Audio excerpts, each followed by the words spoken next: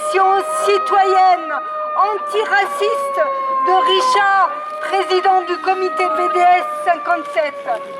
Je rappelle rapidement les faits.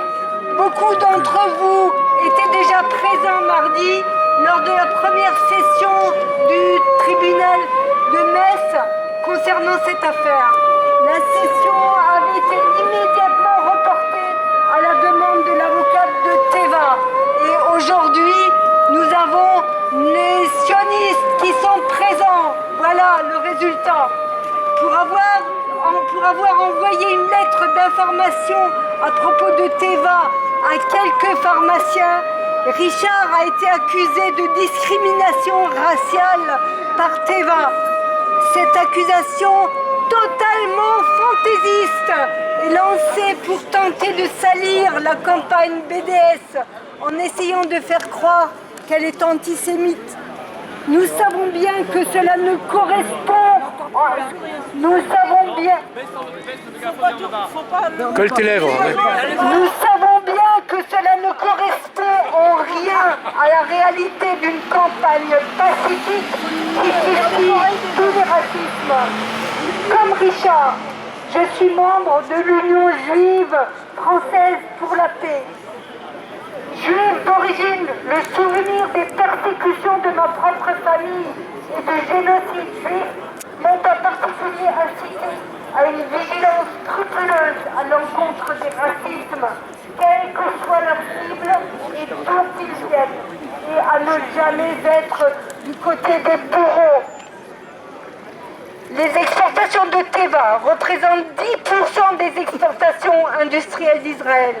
Vous pouvez en déduire l'importance de sa contribution financière au budget de l'État et donc à sa politique de colonisation et d'apartheid. Par ailleurs, Israël impose les médicaments Teva à un marché palestinien captif et empêche d'autres marques moins chères d'y pénétrer.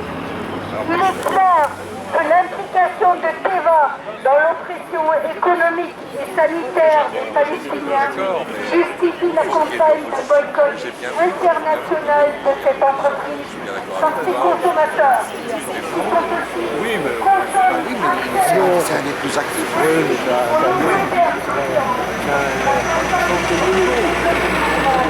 De nombreux pharmaciens y participent.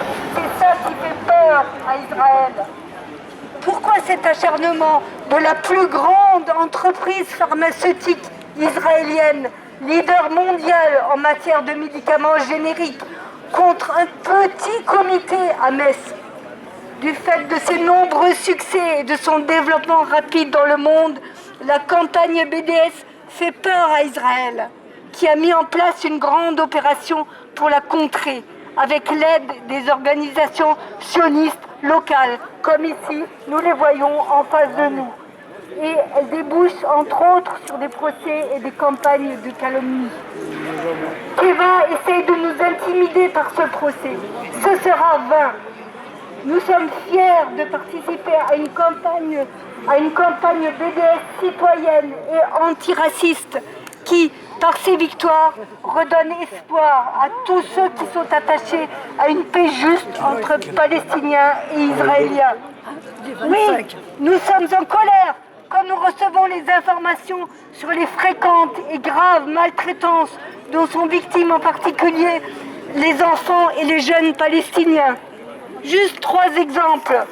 Un jeune de 19 ans a été tué par balle, 6 autres blessés, dont un gravement lors d'une incursion de l'armée israélienne dans le camp de réfugiés du Jénine.